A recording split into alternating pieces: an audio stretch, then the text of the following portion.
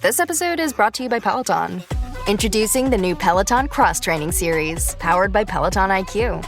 Enjoy weekly workout plans tailored to your goals with personalized guidance. With weight suggestions to help you discover new strength and rep tracking so you never lose count. Try the new Cross Training Series, powered by Peloton IQ. Designed for your breakthroughs. Terms apply.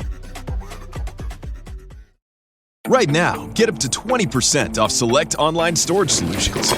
Put heavy-duty HDX totes to good use, protecting what's important to you. The solid, impact-resistant design prevents cracking, and the clear base and sides make items easy to find, even when the totes are stacked. Find select online shelving and tote storage up to 20% off at the Home Depot to organize every room in your home, from your garage to your attic. Visit HomeDepot.com. How doers get more done. This is the Tudors, Dynasty, and Beyond podcast. History with a twist. And now your host, Rebecca Larson. Hello and welcome back to the show. I'm your host, Rebecca Larson, and I'm very excited to welcome back to the show for the first time in a really, really long time, Sarah Morris. Welcome back. Oh, thank you, Rebecca. It's lovely to be back. It is a while, so I'm very honoured that you are inviting me back to talk about one of the greatest villains of Tudor history. Yes, and it's not Thomas Seymour. Indeed not. No, somebody even more treacherous and villainous than that. At least that's the case I'm going to present to the prosecution today. Well, that.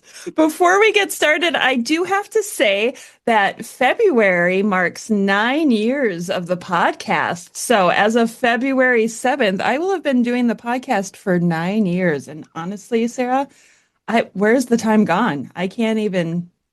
It's absolutely unbelievable. And I'm going to be doing like a bunch of book giveaways this month too. So if you're listening or watching right now, keep an eye on my social media. Make sure you follow and subscribe everywhere so you can participate in these fun book giveaways. Okay, Sarah, today we're talking about, as you said, like one of the most infamous villains in Tudor history, Richard Rich. Richard Rich. Boo, hiss. Exactly. He's just one of those people that you'd love to hate, isn't he? Oh, well, I first came across him, I suspect as many people did, in relation to the downfall of Anne Boleyn, and I took an instant dislike to the man. And then for my blog, a couple of years ago, as you know, Rebecca, I loved telling the stories of Tudor history through the places that people lived. So I came across a couple of his properties, notably Lee's Priory in Essex, which we might come back to. And I just started reading more about him. And I thought, yes, I was absolutely right to take a dislike to him in the first instance. He is actually worse than I initially thought. At least that's my perspective on him. And I don't think I'm alone, as I believe there was a poll of historians who voted him in the top 10 worst Britons of all time. So I'm not really going out on a limb here, I don't think. Yeah, of all time. That's pretty bad. Pretty bad. It's pretty bad. Yeah, when I think of him, what comes to mind, of course, is all the treacherous things that he did, like, turning on Thomas More, like you mentioned, Anne Boleyn. I've also seen connections to him in the downfall of Thomas Seymour. He just seems like he is the guy behind the scenes, kind of like we always imagine Thomas Cromwell to be, but a little bit more evil. That's the only way I can describe it. Absolutely. I think Richard Rich served three people, me, myself, and I, basically. There's a whole list of unsavory character traits that we can see emerge from his story, beginning from when he first set out to climb the greasy pole of Tudor society till really the end of his career. It's a fascinating story. And thanks to certain contemporary accounts, as well as the judgment perhaps we can infer from the decisions he made and the things he did, we can get a pretty good feel, I think, for his character. In fact, thinking about it now, and I haven't quite thought about it in these terms, perhaps more of a feel for who was Richie Rich than a number of other Tudor characters that I could think of, really, who remain largely enigmatic because we don't have sometimes that much or enough information about who they were. We know what they did, but not necessarily who they were. But I think the nature of Richard Rich's actions throughout his career at court lay bare a whole raft, a whole smorgasbord of, as I said, these kind of unsavory characteristics, with perhaps one or two saving graces, which reluctantly I might be prized to share with you. I think one of the things I don't understand about him, and I don't know how much you know about his upbringing, but do you have any, maybe even just the basics of where he came from? You know, did he come from noble stock? Was he like Wolsey, where, he was the butcher's son? What was his background? I don't know. Oh, he certainly didn't come from noble stock. I don't know the trade of his parents. We know that he was born in Basingstoke at the end of the 15th century, so around sort of 1496, 1497.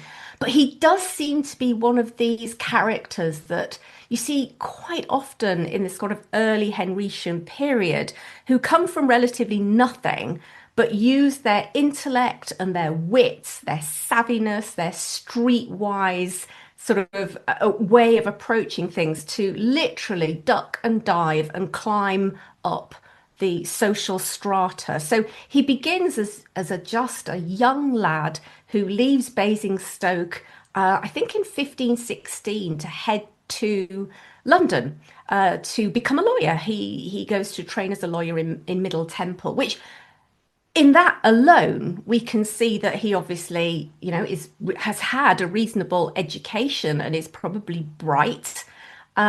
He then goes on to study at Cambridge University in the early 1520s. So again, we can see that this is a very capable, able young man. But he's also incredibly ambitious, and we see that really early on. And it's that ambition that ultimately will actually get him into the nobility when he reaches really the pinnacle of his career during the reign of Edward VI. I always feel like Richard Rich is one of those people that we so desperately want karma to catch up with, and I don't feel like it ever did. It never did. It never did. Unfortunately, he does. I mean, maybe we're leaping to the end of the story. I'll do that briefly, and then I'll kind of come back maybe and talk a little bit about how he gets a foothold in the court, because it's really interesting. But yes, unfortunately, he is one of those people, a bit like the third Duke of Norfolk, who manages to sort of weave his way through the various changes in the political wind as it blows one way up and another, with the changes of monarch. And he's a survivor, and he does, in fact, die, I think he's about 70, in his bed at Rochford Hall in Essex. Of course, Rochford Hall being one of those properties that used to belong to the Boleyns, who sometime earlier he had unseated. So quite sad, really. But, as I say, I've got to admire him as much as I dislike him. If I think about how he got to where he got to, he shows, and here we go to another one of his character traits. He's incredibly resilient, Rebecca. And he obviously thinks quite a lot of himself because having left Cambridge University, he kind of applies. He comes back to London and he wants to get himself established in London. And he kind of applies for a position of some sort of stature and authority. He doesn't get that. Now, some of us would then sort of turn tail and with our tail between our legs and go, okay, it's all right. I'm not good enough. But no, not Richard Rich. No. The next thing he does is he goes, okay, so what do I do now? I know, I'll apply to be in the household of the premier statesman in the land. So he doesn't shoot low. This is somebody who just goes straight in. He clearly believes in himself. He applies for a position in Wolsey's household and he gets turned down. But again, that doesn't deter our Richie Rich, and he keeps going, and he finally gets his first foot on the ladder of sort of the of influence and power, which would only increase because he gets older, and he gets a position as a commission on the justice of peace, justice for peace, I should say, in the counties of Hertfordshire and Essex. And in fact, Essex becomes a really important county in Ritchie's lifetime. And as I said, I've already mentioned the lovely Lees Priory, which I could eulogize about for hours. And that is in Essex, and that's where he eventually will create his country seat. But he's on his way now, Rebecca. He has a post, but, quite minor, really. So the question becomes, how does he suddenly find himself ultimately as Lord Chancellor and then as First Baron Rich? Well, he's he's obviously good at social networking too. And I don't know how this came about, but he gets connected to Thomas Audley, who is already well established at court, being a member of Wolsey's household, he's groom of the stool, and somehow a friendship sparks up between them. And it's almost as if Audley, who is 8 years senior to Ritchie, takes him under his wing, says, "Come on, lad, I'll look after you." Mind you, say lad. He's in his 30s by this stage, so we're talking the early 1530s now. Okay. He's no longer a young man, but he's still fighting away there. And Audley takes him under his wing. And when Audley is promoted to the position of Lord Chancellor, when Thomas More resigns the seal at end of January in 1533, it's Thomas Audley probably that gets Richie Rich promoted to the position of Solicitor General. Now, don't you think that's a massive leap from Commissioner of the Peace for Hertfordshire and Essex to Solicitor General? And I will say here, I don't pretend to be an expert on Richie Rich, and I know there's potentially a biography of him coming out, and I can't wait to read it because there is nobody so far has tackled this biography as far as I know, and I'm fascinated to fill in some of these gaps. But for now, all I know is that he goes from being this commissioner for peace, which is kind of a minor, I suppose, administrative role in the counties, in the shires around London, and then suddenly he's Solicitor General, which means alongside Audley, he is responsible for the administrative and judicial oversight of the whole of the realm. Wow. Which means he is also at the heart of the prosecution of many high status Tudors through the sort of 1530s and 1540s. Of course, the first person we think of associated with him and downfalls is Thomas More. And I immediately go to A Man for All Seasons. I often wonder, how accurate was that? It's a great film, but, were Thomas More and Richard Rich close? I mean, is that something that we even know? I don't know. But what we do know about him is that just because if he was close to More and there was a relationship there, it doesn't mean to say he didn't dob him in, because that was one of the specialities of Richard Rich, was to turn coat when circumstances demanded. And we see him do that with More, if there was ever a relationship, a positive relationship between them. And he does that with Cromwell as well. I think it is worth, though, hovering over More's trial, because it is thanks to words that More himself uttered at his own trial that we get another little glimpse into Rich's character. Because if I've got the story right, I think Richie Rich, I like calling him Richie, basically kind of uses false pretenses to get sort of dubious evidence against More, and then presents it, is quite happy to present it in court. And More calls him a perjurer, i.e. a liar, an idler. I wonder if that's the 16th century term for a grifter. I'm not entirely sure, but an idler, a person of little worth, maybe, and a gambler. So perhaps that points towards a kind of recklessness. Um, he certainly didn't have many good things to say about Richie Rich at that point. So I don't know. I wonder.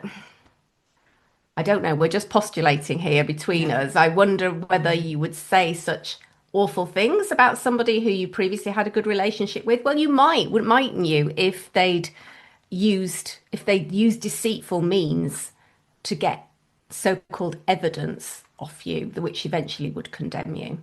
Yeah, it seems like Richard Rich had goals. He knew what his trajectory was going to be. He was like, I am going to the top. He seems like he was very intelligent. He was adaptable, resourceful, and driven. Like maybe, I don't know if that's, I don't know if you agree with those adjectives. Absolutely. I think yeah. I mean, as I say, his character is so bold in so many ways. There's not a lot of subtlety about the man, and we see ambition riven through his entire career. I say a kind of a self-belief that you have to admire, because he got to, he became Lord Chancellor during, as I mentioned before, during the reign of Edward VI. So he's holding one of the great positions of state.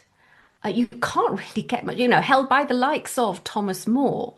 So you can't really, as a commoner, achieve much more than that. And then he goes on. In fact, again, in the early part of the reign of Edward VI, to become first Baron Rich, so he's elevated to the nobility. In fact, it was Henry VIII who had decided he was going to elevate Richie to a barony, which is the first level, if you like, of the English aristocracy. And Henry died before he could make that happen, but it was honoured by the next regime that came in. So he didn't get any higher than that. It was minor nobility, but still a massive achievement.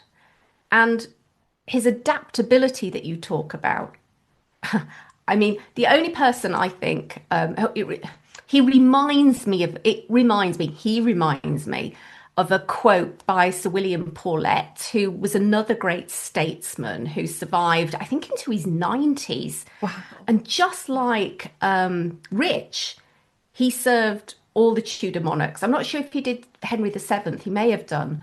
But anyway, somebody asked Paulet at the end of his life, how did you survive this, this changing religious landscape and whims of these fickle monarchs? And he said, by being a willow and not an oak, i.e., being able to bend with circumstances. And, I think a bit like Cromwell as well, you see that Rich is very perceptive of serving the needs of the monarch, and he shows absolutely no sort of has no compunctions about kind of cutting his sails according to the way the wind was blowing. So in terms of religion, with the great religious changes we see through the different reigns, he was equally happy to hunt down and persecute and execute Protestants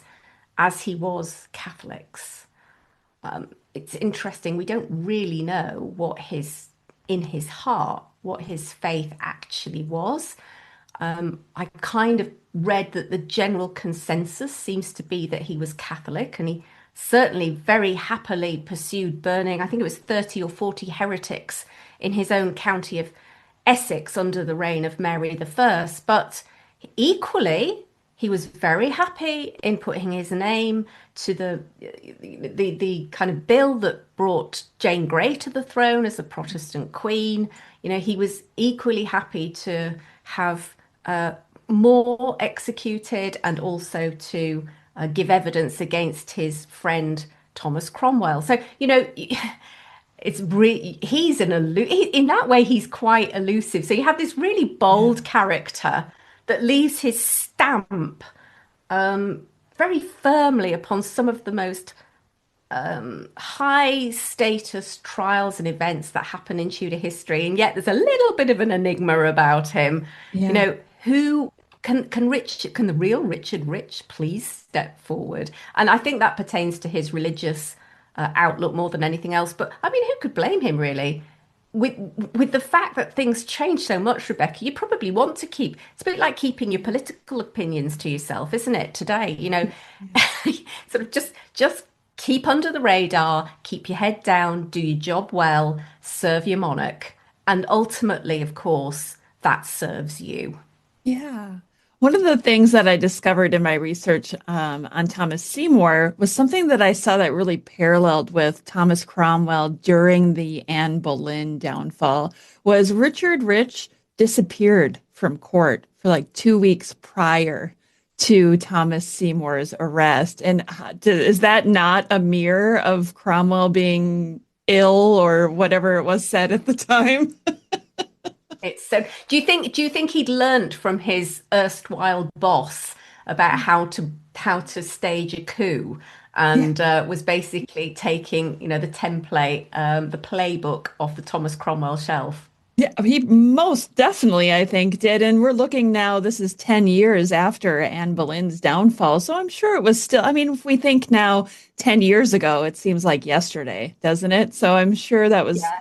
that, you know, that was the same for him. He's like, oh, I remember how this played out and it worked pretty well. And here I am.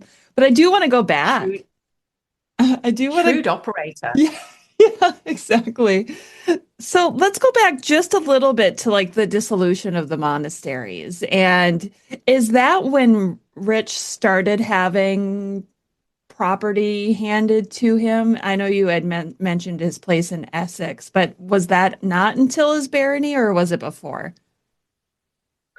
It was so in 1536, he was appointed as the Chancellor to the Court of Augmentation. So basically, he headed up that what could we call it? Office, I suppose, Yeah. that was responsible for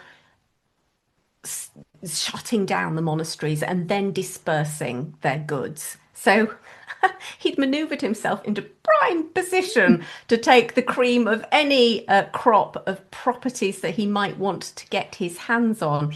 I'm actually, in some ways, I'm surprised he didn't do more. And maybe, you know, when this biography is written, we'll learn more about some of the other properties. But in my research, the two that jumped out immediately were his London home, which was taken after the closure of St. Bartholomew's Priory, just north of the city walls. That didn't happen though till 1539. So it was no, he wasn't yet a baron. So his barony happened in what 1547, just after the death of Henry VIII. So anything prior to that, he's still a commoner, but nevertheless a very influential and powerful one.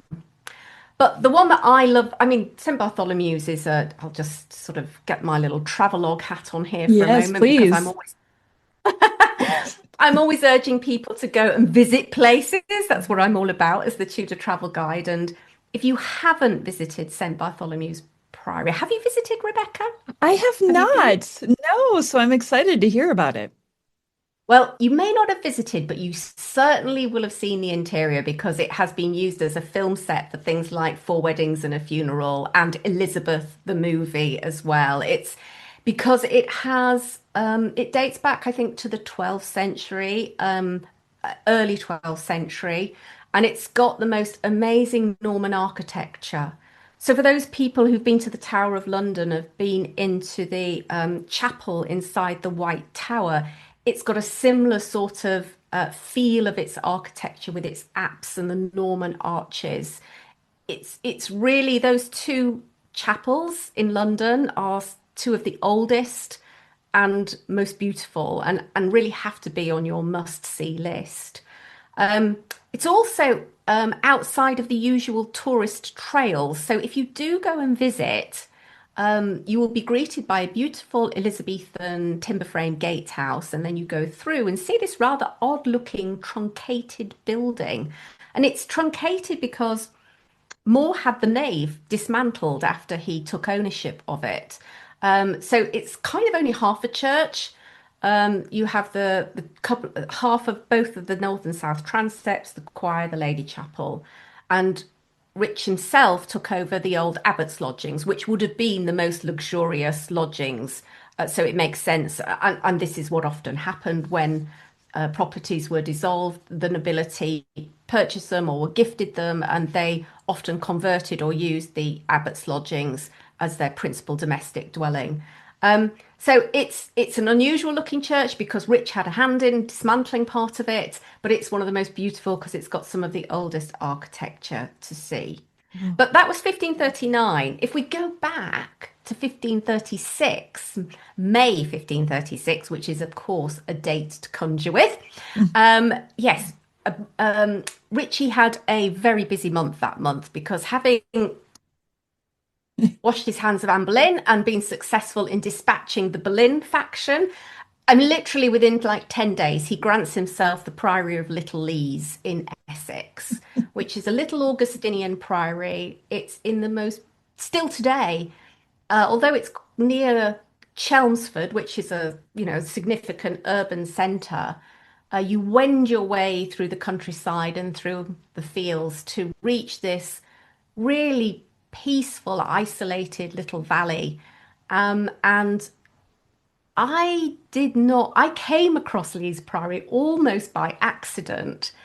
I didn't really know of it. I can't remember exactly how the two of us became acquainted, but nevertheless, I remember stumbling across it. And if folks listening to this care to Google Lees Priory, I've written a blog about it, so you could Leez Priory. You will see the most magnificent red brick Tudor gatehouse range that just is so impossibly beautiful. And again, it's really off the normal Tudor trail, largely because today it's a wedding venue. So it is essentially private. Although me being me, when I went, I just kind of went and knocked on the door and said, please, can I come and look around? Because I need to touch this building and stand in this space. Anyway, there was not a wedding on. If there's not a wedding on and you grovel enough at the estate office, they might let you in. But if there's a wedding on, you've got no chance. But inside this gatehouse range, there is the remains of Rich's beautiful double courtyard manor house. You've got two ranges of the outer court survive, and then you've got, if you thought the outer gatehouse was beautiful, the inner gatehouse is just to die for. It's everything you want to see in a Tudor building. Red bricks, diapering, turrets. It's gorgeous. Unfortunately, back in the day, if you'd have gone through that gatehouse, you would have been led into the original cloisters, which Rich converted into his private lodgings. But unfortunately, today, if you go under the gatehouse, you enter just a nice garden area. You can still see where the ranges would have been, but they've long gone, which is very, very sad. But yeah, so he granted himself this beautiful priory and started building himself an utterly magnificent manor house as befitting his status.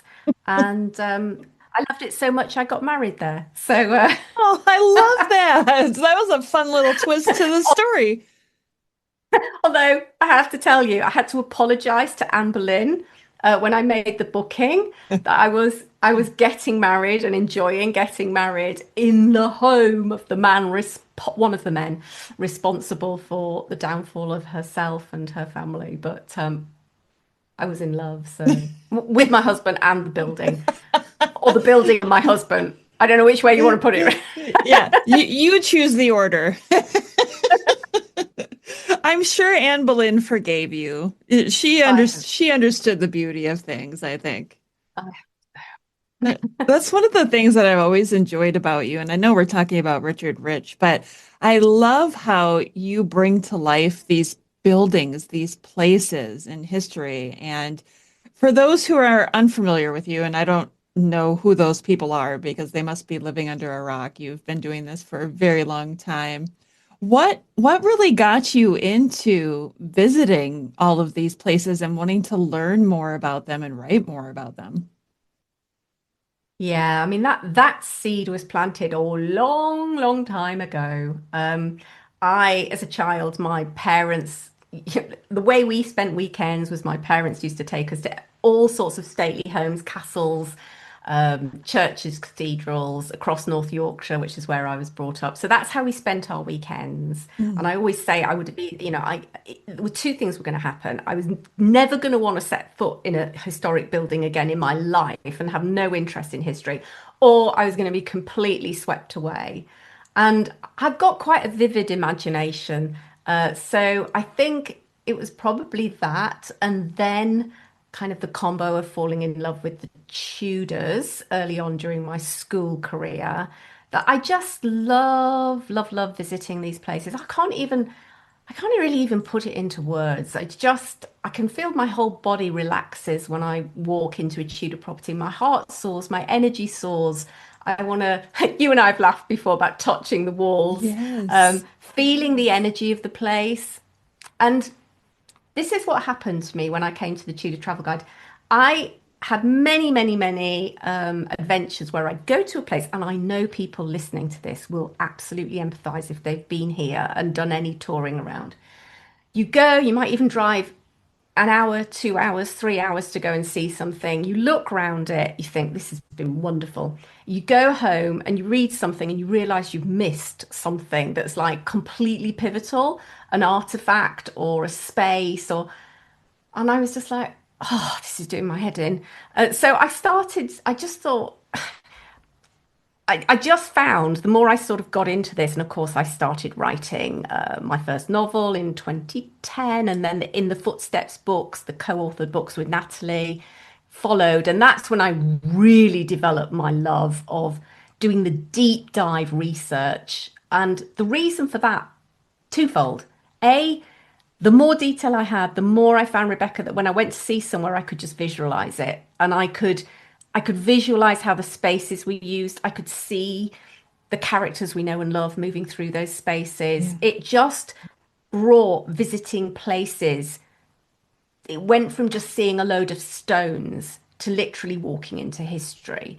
And so that was just emotionally very fulfilling. And then the other side of the story is I love telling stories. And I'm also very proud of our long history here in England. And I love sharing that with people. And obviously, I know that I am not the only crazy Tudor lady out there, and that there are thousands, hundreds of thousands of us who feel the same, that you want to get as close to the history as possible. So the places for me, Natalie and I coined a phrase, it's only time and not space that separates us from the past. And that's what you get when you go to visit somewhere. And you see things in a way you cannot see things when you just look at a book. You feel things that you don't get when you just read a book, and you get the whole body experience. And that's what I personally love. And I want to encourage as many people as possible to have that same experience.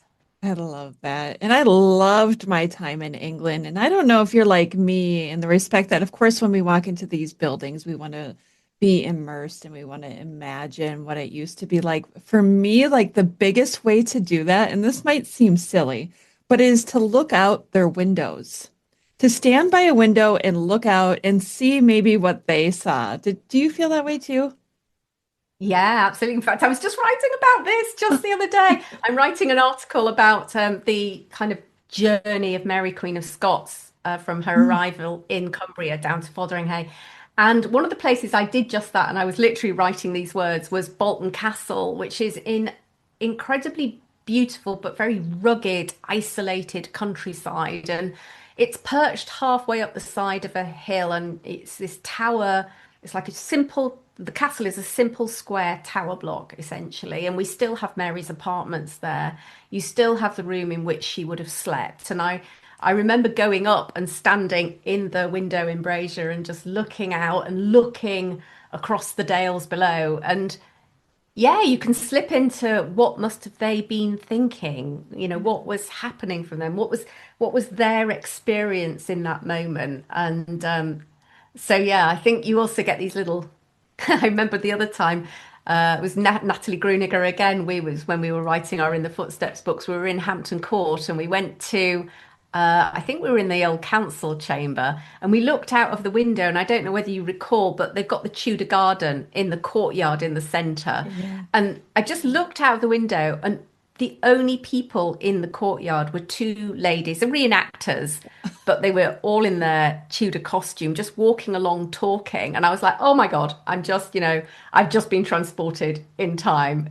It's just, those moments are just to die for. Oh, that is absolutely amazing. What perfect timing for something like that.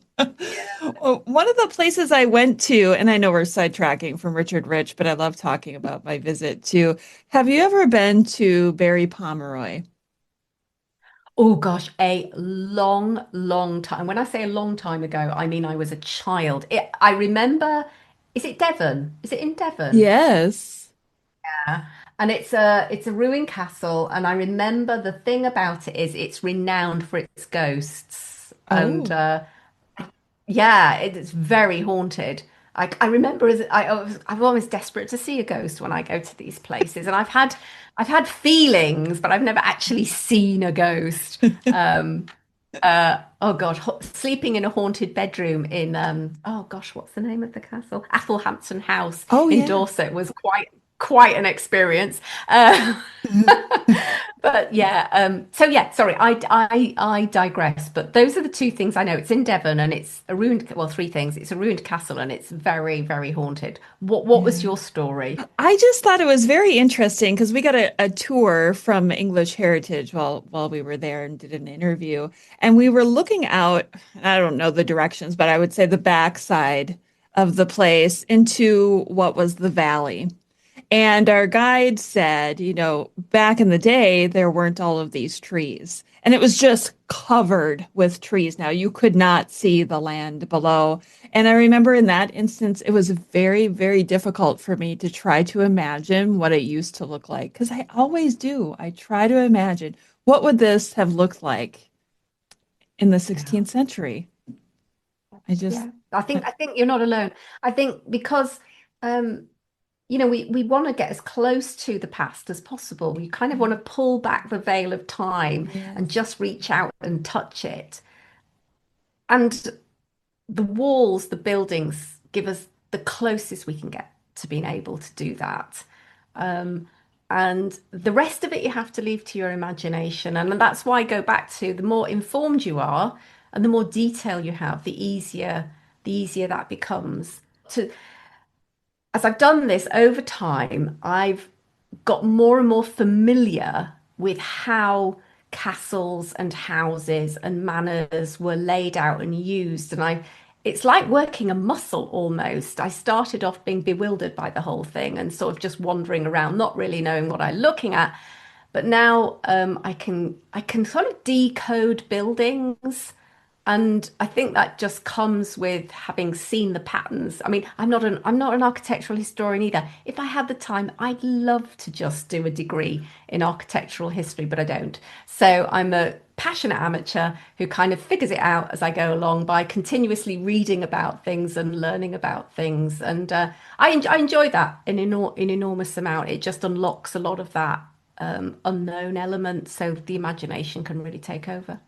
I'm so envious of your life that you get to go visit all of these amazing places. It's just not as historically saturated where I live compared to where you live. Different history. It's got a different history. That's the thing. Yes. But yeah, there's plenty. I can't remember how many thousands of castles there are in the UK, but I'm still. I mean, I've been doing the Tudor Travel Guide. I've been researching and writing about Tudor history since 2010, but I started the Tudor Travel Guide in 2018. So that has been my focus. The buildings have been my focus, but I'm still coming across places I've never heard of before. I mean, it's quite phenomenal. I'm sure I'll be doing this till I fall off my perch, and there'll still be places that I haven't been to. I love it. You're doing such a huge service for history, I think, with what you're doing is making these places known, telling the general population about the history of these places. So I have to thank you for that because I feel like you bring so many of these places to the forefront. This episode is brought to you by Indeed. Stop waiting around for the perfect candidate. Instead, use Indeed sponsored jobs to find the right people with the right skills fast. It's a simple way to make sure your listing is the first candidates see. According to Indeed data, sponsored jobs have 4 times more applicants than non-sponsored jobs. So go build your dream team today with Indeed. Get a $75 sponsored job credit at Indeed.com/podcast. Terms and conditions apply. Thank you very much. That's really nice. And I do have an ambition to collate and produce in time a kind of a definitive, the ultimate guide to exploring Tudor England, which will capture as much as I can about all the research I've done and the writing that I've done, which will be sort of part academic, part travelogue, so that hopefully it will be a capsule, a moment in time, which talks to people about what was there in the past, but what is there now? Because what is there here now is not necessarily what's going to be around in 100 or 200 years. And I know from having researched things, when I come across something that, say, was from the 1700s and somebody's bothered, they've been on a journey and they've bothered to stop and write something about it or sketch a little sketch. And I'm like, oh, thank you, thank you, thank you, thank you.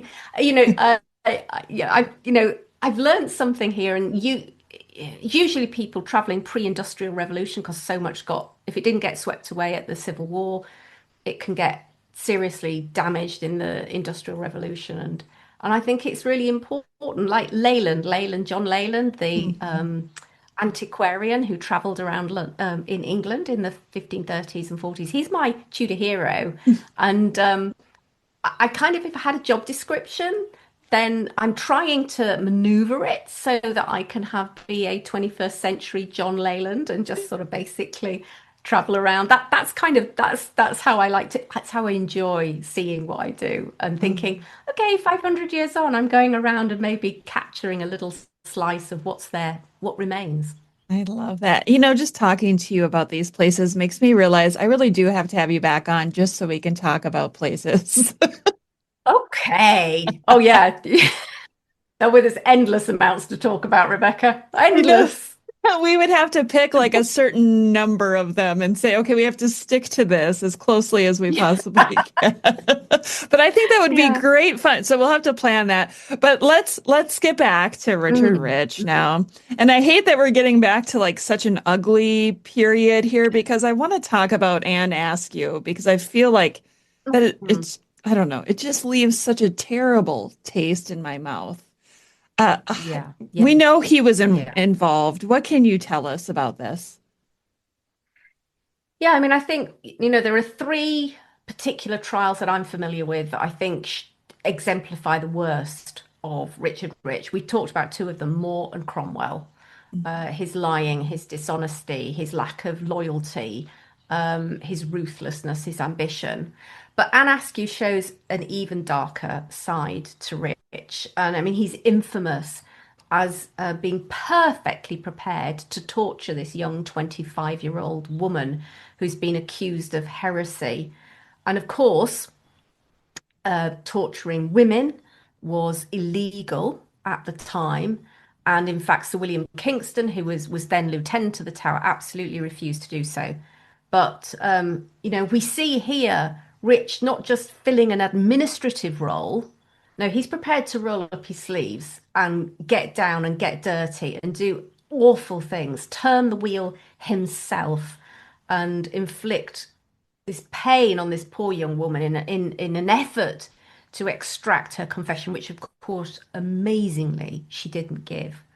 So I think we see a sort of streak of just cold-hearted cruelty in there, and just I mean, this exemplifies of all the acts, the lengths he was prepared to go to kind of get the job done without any care for humanity whatsoever. And I know it was a cruel time, but still, he acted illegally. Of course, he didn't get prosecuted for it. Of course, he didn't. And so, I think of all the events, that's the one that he's perhaps most infamous for, quite rightly. Yeah, such cruelty. All of them. Everything that he did just seems to have been self-serving in one way or another, wasn't it? Yeah, and actually, can I sort of let's step up for the defense in a moment and just sort of talk about one of the good deeds, which I'm not even convinced is such a good deed. In that I think there's an ulterior motive. So one of the things that Rich did do is in his county of Essex, he established this school for young boys. So it was for, sort of young lads who didn't come from noble or rich families, and he provided an education and they got taught, I think, Greek, Latin, and various other things. So this was a charitable foundation funded, patronized by Sir Richard Rich. But I kind of think, okay, fine. But it kind of reflects back on how good he is. I can't help feeling that this is another ego statement from Rich.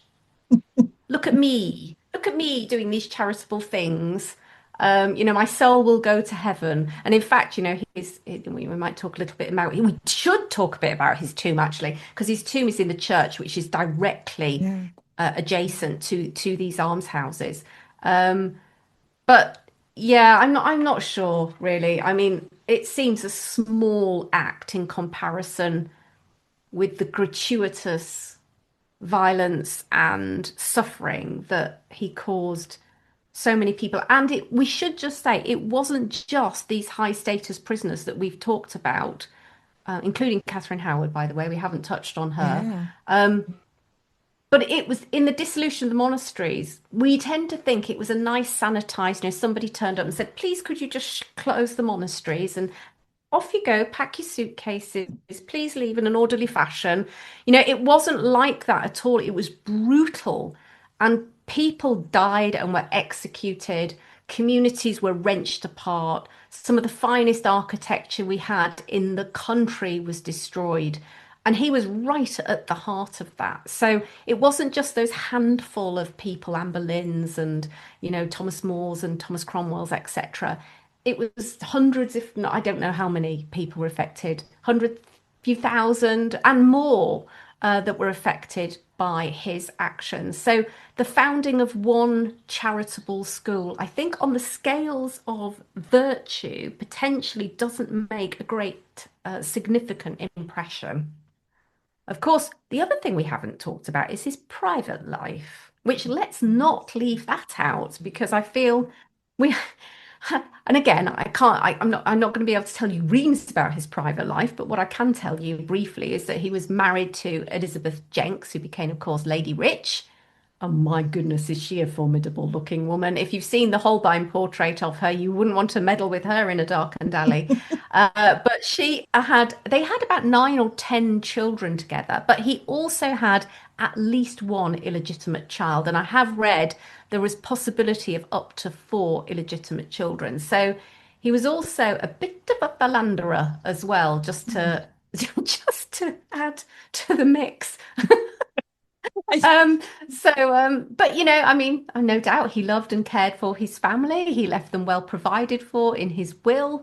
Even his illegitimate child was provided for. And that's why we know he had at least one illegitimate child, because they were noted in his will. So, yeah, I don't really know much about his relationship with not that I don't anyway. I don't know much about his relationship to his wife. I don't know whether we do. But yes, it wasn't. Let's put it this way. He seems to have been as active in his private life as he was in his public life. He kept himself busy. That's what I'm hearing. Yeah, something like that. Oh my gosh. All right. So, Richard Rich, it seems like the most evil people in the world are the ones who live the longest. There's no justice. There's no justice. Yes, he did. He, as I mentioned right at the top of our chat, Rebecca, he died an old man, age 70. He died comfortably in his bed. We do know he made his will in May, I think it was 1567. And then he added a codicil to the will on the 10th of June, and he died 2 days later. So he clearly knew he was unwell. I think, at that stage. So it wasn't a sudden death, but he was an old man, obviously by Tudor standards, being having reached 70 years of age. Um, and I mentioned he died at Rochefort Hall, another of his Essex properties, which we haven't talked about, but perhaps that's for another time. But he wanted to be buried closer to Lees Priory, so Lees, his main country seat, is not too far from the little village of Felsted, which you can still visit today. You will see on the high street the school that I mentioned earlier that he founded and was patron of, and then the Church of Holy Cross is where he is buried, and he has actually one of my favourite Tudor tombs, and I've seen a few. But it really is a spectacular tomb. I've got a fun story in that I did go and see it. It's a very active church, Holy Cross Church. So quite often you visit a church in England and there's nobody to be seen and you have the place to yourself. Well, I turned up just after a service had finished, and in this side chapel, it's a kind of not really, it's a big chapel on the side of the building. There was like a play school going on. There was children running everywhere, and I got hold of one of the people who was obviously one of the wardens there, and said, "I've come to see the tomb of Richard Rich." So he said, "Oh, well, come with me." So we sort of waded our way through all these children who were just picking up their stuff and heading off, and then got to this tomb in the corner which had loads of chairs around it. They'd obviously piled up chairs, so it wasn't exactly displayed in all its glory. I had to kind of move chairs out of the way to get a good view, but it's a stunning tomb, mainly because a couple of factors. First of all, the thing that strikes you is the recumbent effigy of Richie himself. He is an old man. He has a long beard, and he's wearing his robes of Lord Chancellor. His head is propped up on one of his, I think it's like this actually. He's resting his chin on his hand, and he's holding a book, and so showing obviously that he's a learned man. And his eyes are the spookiest eyes on the tomb. I mean, it's so fitting for Richard Rich because they just stare out at you. It's like he's just gazing into your soul lifelessly, that cold-blooded gaze. I mean, it's perfectly fitting for the character that we know who he is. But it's it's a beautifully carved recumbent effigy. And then what also makes it fascinating is on the back there are various tableaux which show Rich at various points during his life, the roles that he fulfilled, right the way through to him on his deathbed. And he is surrounded by various gods and goddesses that are supposed to sort of represent his various virtues. Virtues that he didn't have, but the family wanted to project. They obviously saw him very differently, perhaps to the rest of us.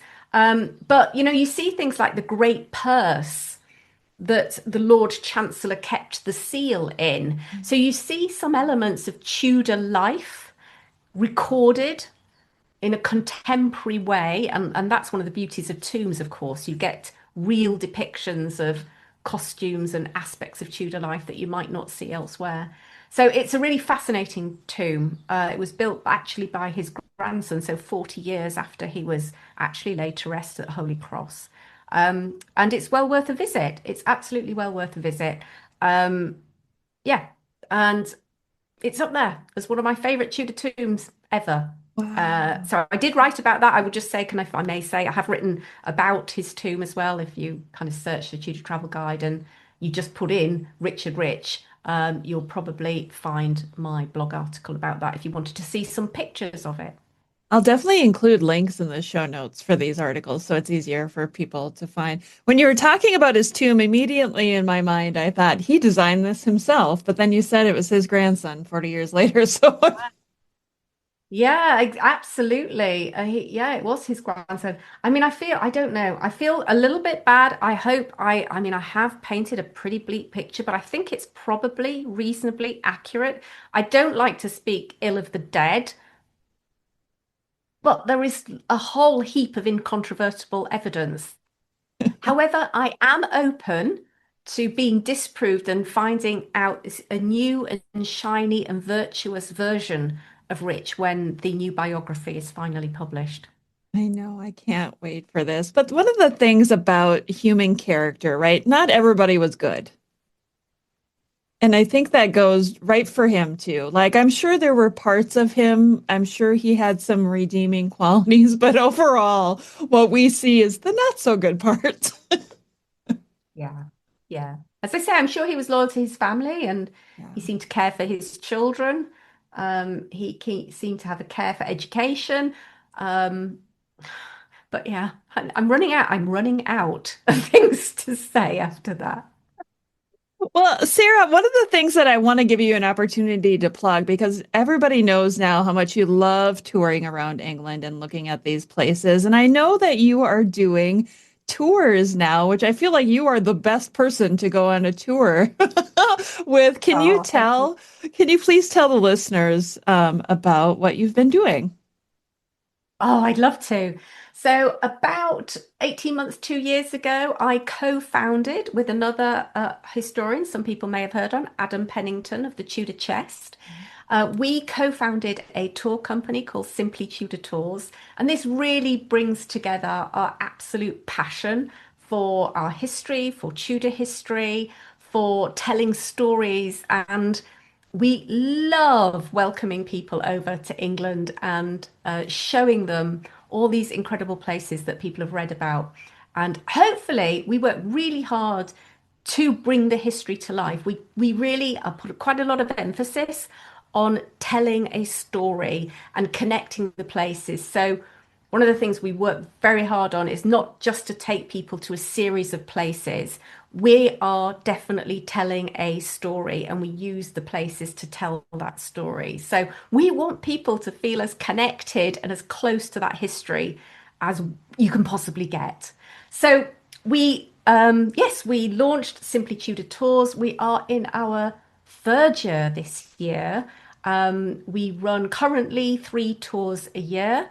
Each of them usually has a focus. So we're off up to Bonnie, Scotland to do Mary, Queen of Scots from Crown to Captivity in May. And then in July this year, we're running 1502, the year that shook the Tudor throne. And that's based on my research of the 1502 progress of Henry VII and Elizabeth of York. I love writing about progresses, and this is a really interesting one, which sees the royal couple set aside state visit. It's more like, well, it's on the back of Arthur's death, of course, and you get a sense it's a personal voyage for them back to Henry's childhood home at Raglan Castle. It's a very intimate, very personal progress through one of the most beautiful parts of the English countryside, the Cotswolds. So really looking forward to that. And then in September, we're running our flagship tour, which is the Rise and Fall of Anne Boleyn, which is always popular, going to all the most important places associated with Anne. And I think